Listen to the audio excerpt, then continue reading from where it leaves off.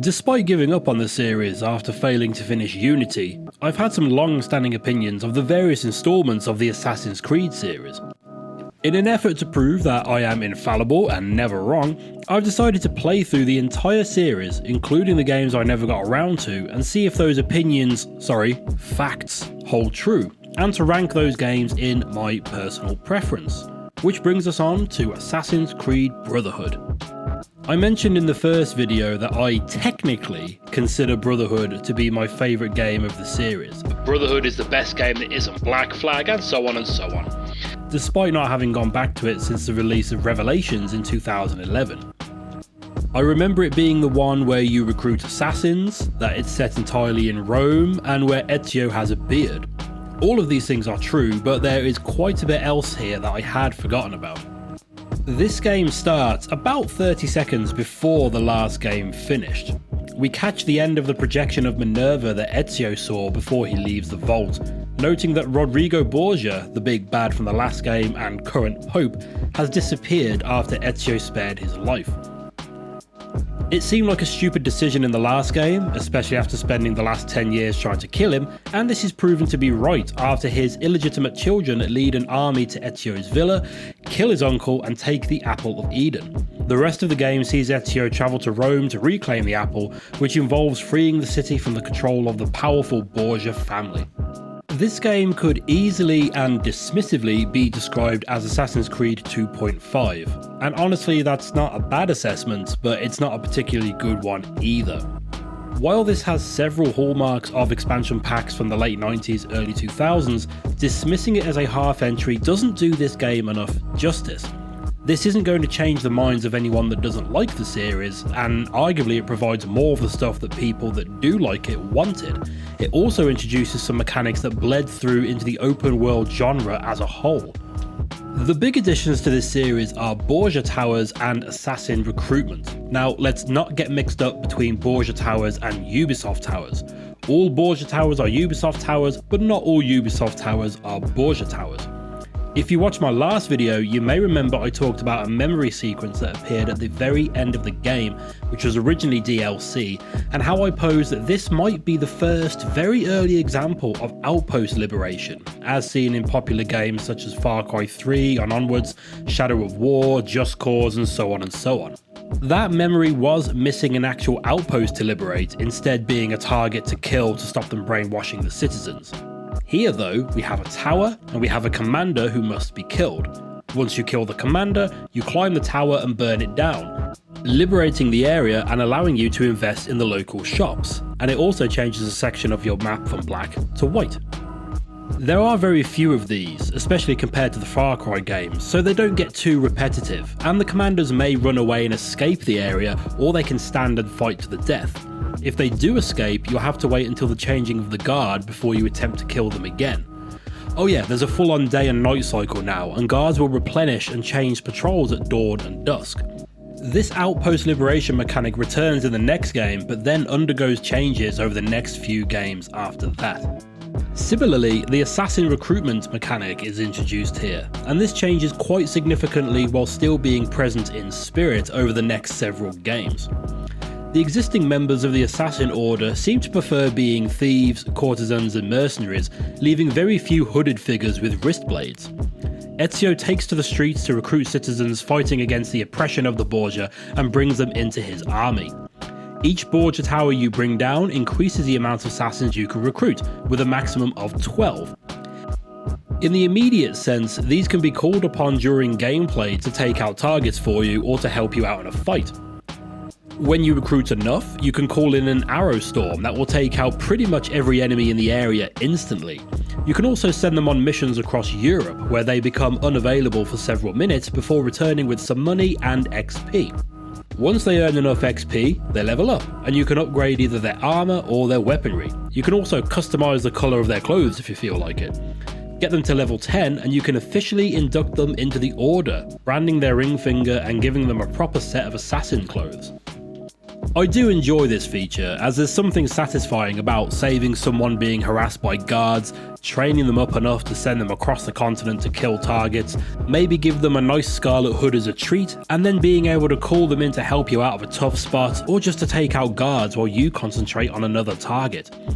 In gameplay terms, it does involve a lot of admin work in menus, and it isn't as interactive as the Kenway fleet missions in Black Flag, but having minions ready to attack at the push of a button feels like the Assassin's Creed equivalent of walking away from an explosion without looking. The only problem with this mostly optional addition is that it's introduced almost halfway through the game, meaning I managed to complete all of the story missions before I got to see the cutscene of my little assassin's graduation ceremony. To my mind, this should have been introduced sooner, giving us a chance to learn how to use it while we're still initially exploring the city, along with another new addition, the parachute. How early you get this depends on how soon you complete all of the Da Vinci missions, but upon completing all of them you get given a parachute to deploy whenever you accidentally leap off the wrong side of a building or just can't be asked to climb down. I didn't use it much because I unlocked it fairly late into my game, but something like this feels like it should have been an early addition. Those Da Vinci missions are another significant inclusion too. In the previous game we got to play with Leonardo's flying machine and control his horse and cart for a bit. In this game, he's been captured by the Borgias and forced to create weapons of war for them. We are tasked with seeking these out and destroying them along with their blueprints. Luckily for us, this always involves using them for a bit first. There's a flying machine with a cannon on it, a machine gun strapped to a horse and cart, a 360-degree tank, and a boat that seemingly shoots fireworks, marking the first piece of naval warfare in the series. I like to think that when they made this mission, a few people thought, you know, it'd be cool if we could have proper ship combat in this game. Oh well, we can only dream. There's been some serious combat changes here too, with arguably the most significant being the series introduction of chain kills. Land a finisher on someone and then press the attack button towards another opponent and you'll chain insta-kills, allowing you to take out a handful of goons in a matter of seconds. They've also added several new kill animations and some extra weapons too, meaning that sick people like myself will enjoy trying new weapons just to see how creatively Ezio can use them to remove the souls from the bodies of his enemies. Some new weapons see their series debut here too, like the poison dart, and the crossbow is an expensive purchase but allows silent insta-kills at range. I'm sure we've all seen people online belittle this style of combat, how you just keep countering until you win, and the generous counter window does make this a fairly straightforward exercise. That said, an activity doesn't need to be complicated to be satisfying, just ask your mom, and this combat is incredibly satisfying. The heavy enemies prevent you from parrying them directly, and you have to watch for other chaps attacking you while you're mid-kill animation, as there are no iframes here. They will hit you. Ezio has spent over 10 years honing his killing skills. He's the head honcho of the Assassin Order. He should be something of a killing machine by this stage. Brotherhood also marks the introduction of another series-long feature, optional mission objectives. This might be something simple like completing the mission within a time limit, killing a target a specific way, or avoid being spotted. I like this sort of thing because it's almost like adding an extra difficulty setting for those that want it, and with this game also allowing you to repeat previous missions whenever you want, it gives perfectionists something to work towards. What I'm not such a fan of is it telling me I failed in big red letters and giving me only a 50% score just because I was 1 second too slow. I'm not bitter, you're bitter, shut up. This does tie into a more significant issue with the missions here, which I found to be much more prominent than in the last game and completely absent from the first. Strict mission parameters and fail states. Don't get too close, don't get too far, press this button, no not yet, kill this guy, no not like that. There wasn't one particular mission where I got stuck for too long, but one did have several issues at several points along the way. There's a mission where you have to tail a target and then kill the people he's been talking to using your assassins, all without being detected by him. He talks to the first target, the button prompt appears telling me to call a minion. I do so, he notices, game over, restart. I try again, same thing. I let him walk away for a while, the kill goes fine, but then he's too far away and I lose him. Later on in the same mission, I accidentally get into a fight, but the mission hasn't failed because the target didn't notice. I stay behind a wall where I can see him. This is not the correct place to hide. I need to climb a bigger wall and stand on top of it for it to count. This sort of thing isn't exclusive to this series, with probably Red Dead 2 being the most notable culprit of this kind of thing, but this is a reminder that this sort of thing has been going on for a long time in games, and it limits creativity and is generally a pain in the arse sometimes. Again, no, you're bitter. There's also a shit ton of icons on the map. I mean, look at this nonsense. The town renovation side hustle from the last game has been expanded to encompass all of Rome and its countryside. All of these icons are on the map at all times, whether you've purchased them or not, along with a huge amount of side missions on offer. There's the Leonardo missions we already covered, there are assassin contracts, Templar agents, courtesan missions, Copernicus missions and Christina missions, which see Ezio reminiscing about his old girlfriend and seem to end rather abruptly. Fast travel has also, I guess, improved since the last game. In Assassin's Creed 2, you could travel from one map to another to a limited amount of locations, but once in a city, you had to get around on foot or gondola. Here in Rome, there are tunnel access points scattered all across the map. However, you need to renovate them before you can use them, and each new renovation costs more than the last one. That in itself isn't so bad, as you quite often have to reach a fast travel point before you can actually use it. However, here you have to get to a tunnel entrance in order to fast travel, and you select your destination by choosing it from a list. The list is in seemingly no particular order, and the map next to the list does not include any other information on it, so hopefully you remember where your objective is. This system is an improvement over the last game, but adding the extra step of marking the nearest tunnel on your map before checking your map again prior to using it to check where you wanted to go, and then setting another waypoint once you leave is just a recurring pain in the arse. If they let us warp from anywhere to any purchased tunnel entrance, that would have been perfect, and this is eventually what they add to the series. When you're out exploring the map, you can call on your horse with a quick whistle. This is quicker than sprinting, but only just, and horses can't climb walls like you can, and they often get stuck between buildings and people, so their usefulness is up for debate. Also, for some reason when you're on a horse, your cape locks in place, as if it was left out to dry in the frost. It's weird and I can't stop looking at it. The assassin tombs return here, this time being the dens of the Romulus gang, who visually remind me of Caesar's Legion from New Vegas. Complete 6 of these and you get their armor set, and these are a good mix of combat, chase and parkour dungeons. One of these can only be completed by renovating an aqueduct to fill up a water chamber, and I hope that me saying this saves someone else about 10 minutes of exploring dead-end tunnels trying to find a way in. Hidden glyphs also return, and I think for the last time in the series. As in the last game, these are a series of odd puzzles like riddles, ciphers and spinning images. I'll admit some of these required an online guide because they include a bit of maths, but instead of a cryptic video, you're rewarded with a short gameplay section with some more cryptic dialogue. Nothing revolutionary, but a nice enough reward all the same. In terms of gameplay, that's about all there is to say about this one that is markedly different from the last game. I found the story here being a little easier to follow than the last game, as it only takes place over 7 years, with the last 4 of those being skipped over entirely. Ezio fights the incestuous Borgia family as they fight each other for power, with Ezio eventually getting hold of the apple and giving us a chance to use its power during gameplay. This amounts to a few sections of using nothing but AoE attacks that do damage to ourselves, which I guess is a metaphor for power corrupting or something. The story then jumps 4 years as Ezio travels to Spain to kill Cesare, the main bad guy of the game. The historical setting arguably could be seen as playing second fiddle to the modern day shenanigans, as they seem to be ramping up Desmond's side of the story.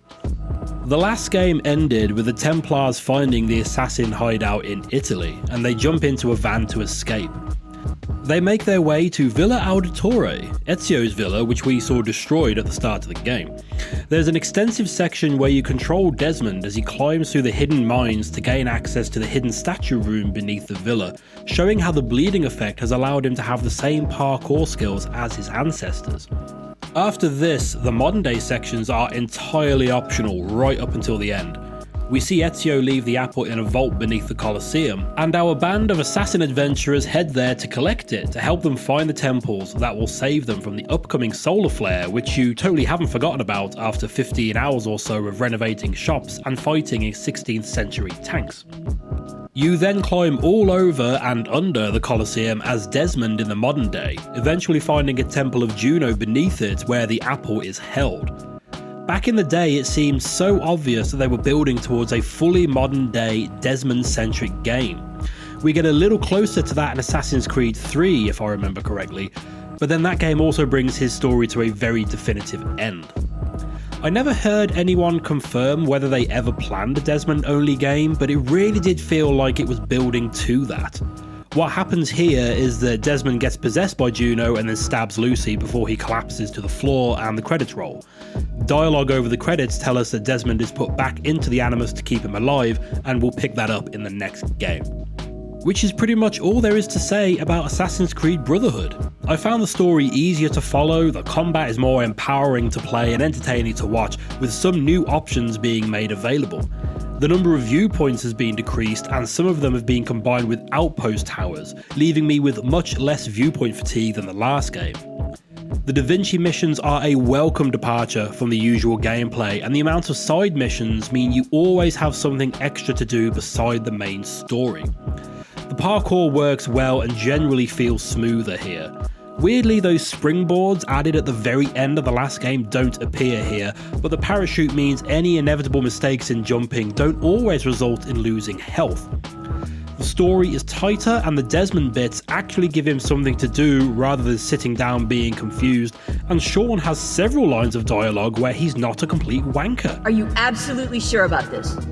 That's kind of why I'm saying it out loud, Rebecca, yeah. The voice acting is on top form here, and Cesare, despite only featuring in this game, is a very memorable villain, coming across very much as a spoiled brat who will kill whoever he fancies to get his own way. If I want you to die, you die! Where is the piece of Eden? Stop! I know where it is! And you did not tell me he had taken it? Cesare, it's me, your queen. You are my sister, nothing more. The flaws I described throughout this video are all valid, but they make up very much the minority of my experience with the game. The fast travel is annoying, but it's tolerable. The cluttered map can be filtered, and the extra side missions mean that you can continue building your assassin squad long after the credits roll. I will point out that there is a mission where you basically storm the Borgia home base, and once you start this mission you are locked in a series of missions that you cannot leave to go and explore the map and do other things.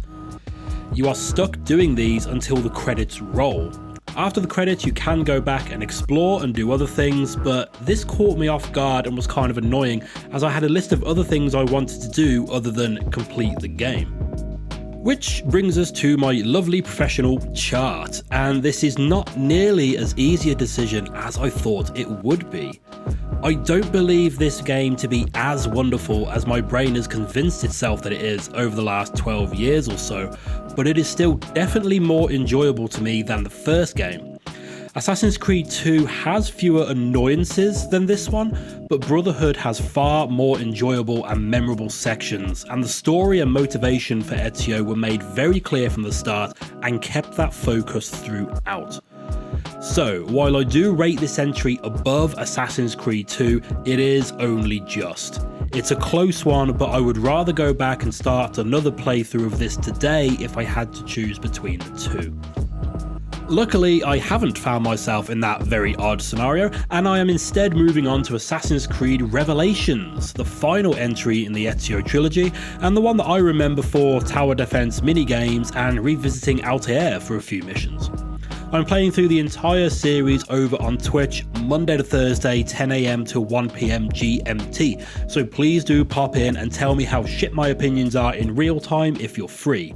Or just use the comments here and I'll read them while I'm on the toilet. It's your choice. We work in the dark to serve the light. We are assassins. Nothing is true. Everything is permitted.